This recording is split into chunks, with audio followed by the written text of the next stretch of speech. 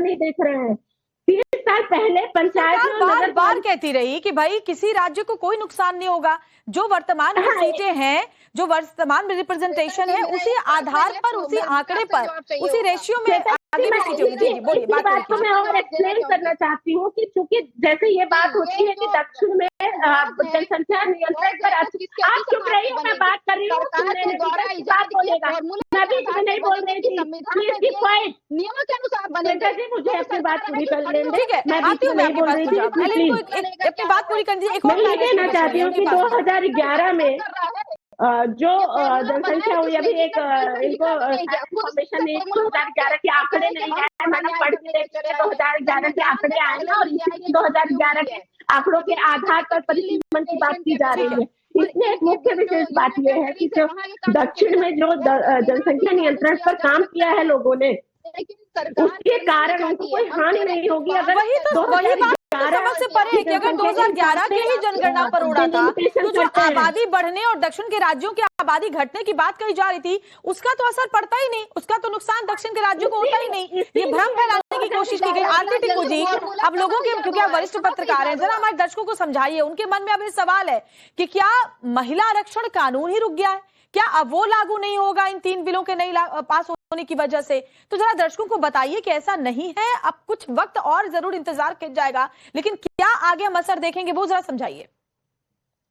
श्वेता, बिल्कुल, इनफैक्ट राजनीति तो बहुत हो रही है हर तरफ से इस मुद्दे पे, लेकिन सच्चाई ये है कि प्रधानमंत्री नरेंद्र मोदी जी ने एक बहुत ही ऐतिहासिक कदम उठाया, और वो भी लगभग 100 साल के बाद इस देश में महिलाओं को 33% रिजर्वेशन जो है लेजिस्लेचर में वो मिला, क्योंकि 2023 में बिल पास हुआ।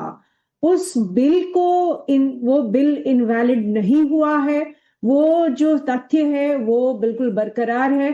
और ये सभी पॉलिटिकल पार्टीज को जरा सोचना चाहिए कि कितना समय लगा इस मौके पे आने पे, इस पॉइंट पे आने पे, कि महिलाओं के साथ जो एक सिस्टमैटिक डिस्क्रिमिनेशन रहा है इस देश में, हर क्षेत्र में, वो पब्लिक हो, वो प्राइवेट हो, वो कॉरपोरेशंस हो, कहीं पे भी देखिए, विमेन को, महिलाओं को जो उनके अधिकार है, जो उनकी पावर है, वो हर तरीके से डिनाई की जाती है।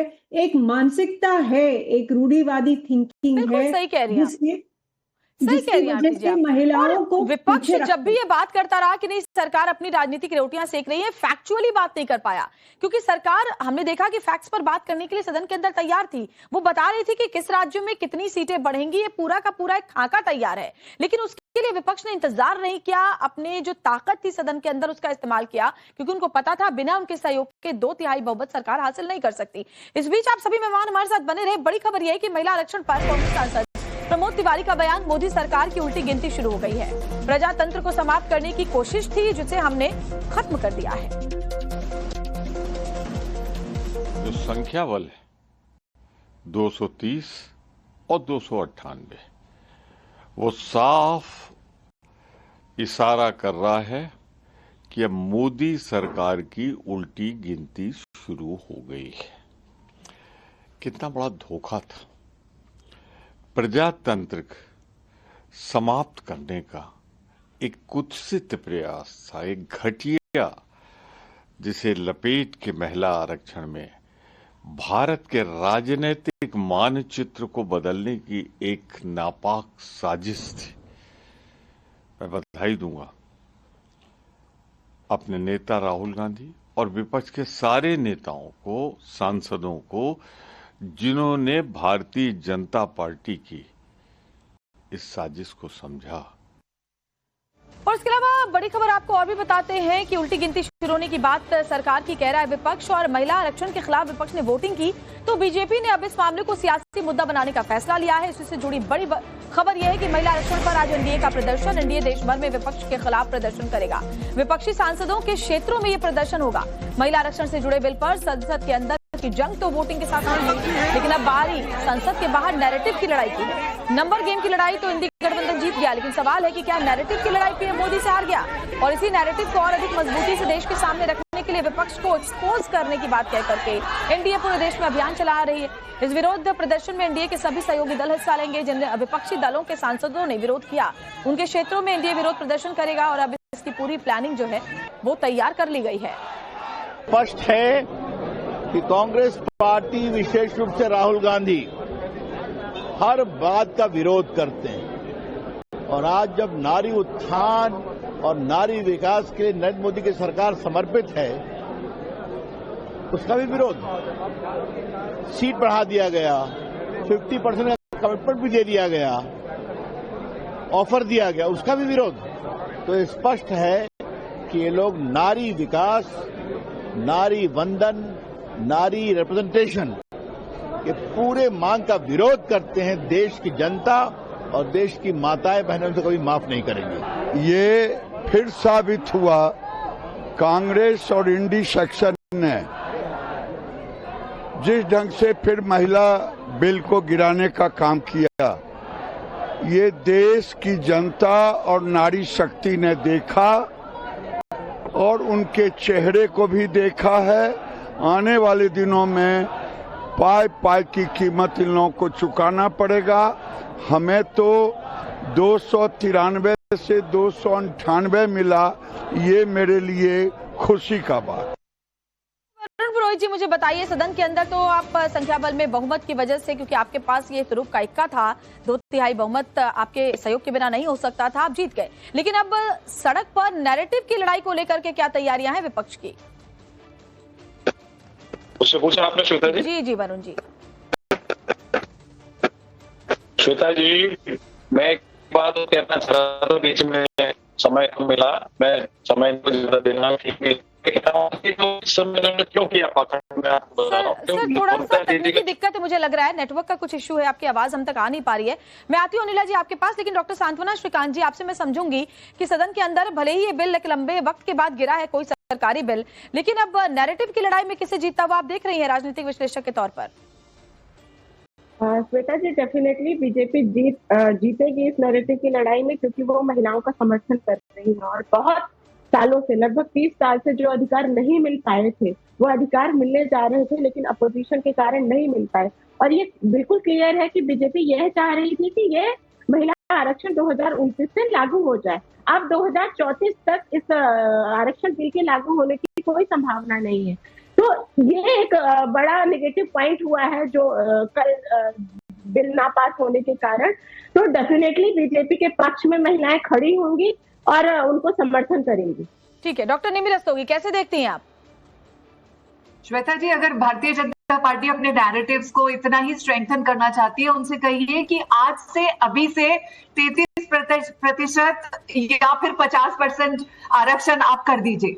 ऑपोजिशन आपके साथ है, आप नैरेटिव्स जीत लीजिए, लेकिन महिलाओं का फायदा कर दीजिए। लेकिन this whole theatre and drama is about delimitation. वो एंडोर्समेंट चाहते हैं डीलिमिटेशन के लिए, जो कि बिना डिस्कशन। मुझे एक बात बताइए, आप नहीं चाहते कि अगर 10 लाख लोगों पर एक सांसद पहले था, अब लगभग आबादी जो है 2.5 गुनी बढ़ चुकी है, 25 लाख लोगों में एक सांसद है आंकड़ों के मुताबिक, तो क्या रिप्रेजेंटेशन उतना ही रहना चाहिए सदन के अंदर?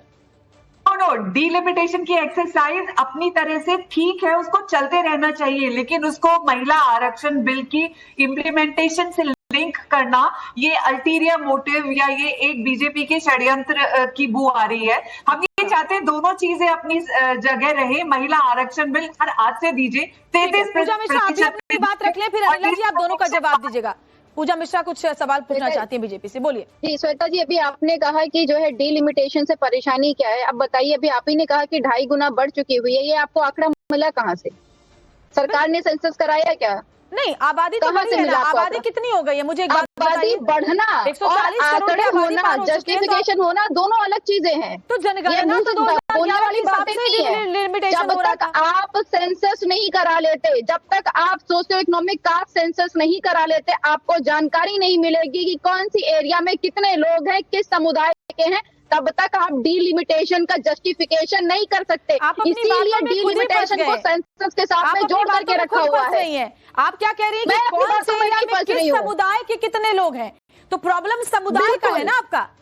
प्रॉब्लम आपका ये है कि समुदाय कौन कितना है। अनिला जी जवाब दीजिए। समझ रही हूँ आरक्षण के अंदर भी सरकार समझे, महिलाओं को आरक्षण मिला, महिलाओं को भी बांट रहे हैं। सरकार जो बांटने वाले राजीव समाजवादी पार्टी करती है। अनिला जी कहा करती थी कि अर्बन नक्सल चाहे किसी भी धर्म और किसी भी जाति की हो, उसमें भी आप देख रही हैं अपनी राजनीतिक रोटियां। अनिला जी जवाब दें। क्या राजनीतिक रोटियां की बात कर रही महिलाओं? देखिए, विपक्ष के चाहे नेता हो चाहे प्रवक्ता हो, उनकी बातें सुनकर ना माथा पकड़ने का मन करता है। निरंतर बारंबार प्रधानमंत्री जी ने, गृह मंत्री जी ने कहा, चेताया आप लोगों को नुकसान हो जाएगा। प्रधानमंत्री जी ने तो और ये भी जो काले कपड़े पहनकर बिल की कॉपियों को जला रहे थे, उनको भी कहा था, यानी स्टालिन एक्सेट्रा को, कि बहुत भारी नुकसान होगा ये आप लोग जो कर रहे हैं, जो हम कर देना चाहते हैं उससे आपका फायदा है। अभी पूजा मिश्रा के लिए आपको कैसे पता कि डबल हो गई आबादी? अरे बहन, अगर आप 2011 के सेंसस के आंकड़े भी उठा लोगे, प्रोराटा कर लोगे, आपको एक अप्रोक्सीमेट फिगर आ जाएगी। सिंपल मैथमेटिक्स, सिंपल गणित, वो भी इनको समझ में नहीं आता। मैं एक चीज कहना चाहती हूँ यहाँ पे, इन्होंने जो किया सो किया। डिलिमिटेशन तो बहन हमारे ही समय आएगा, जब सत्ता में हमारी सरकार है तभी डिलिमिटेशन होगा। पर आप जैसी प्रवक्ता जो महिलाओं के नाम पर यहाँ पर आकर भिड़ती हैं, आपने महिलाओं का बहुत बड़ा नुकसान करवा दिया। अगले साल से हो सकता है चीजें रोल ऑन हो जाती है और महिलाओं को आरक्षण मिलकर, और वो जो असेंबली इलेक्शन होने हैं वहां पे भी दिखाई दे जाती है, और 29 में पार्लियामेंट में भी दिखाई दे जाती, आपकी और आपके राजनीतिक दलों की वजह से। अब वो जो चीज है वो पीछे धकेल दी गई। अब देखते हैं, जब होगा सो होगा तो है ही, क्योंकि एक्ट तो बन चुका है। सिंपल चीजें इनको दिखाई नहीं दे रही थी। बारंबार हमारे नेताओं ने कहा आप लोगों को नुकसान हो जाएगा, और आप देखिए, मैंने तो कहा नुकसान होना इनको शुरू हो गया। अभी आप आगे तमाशा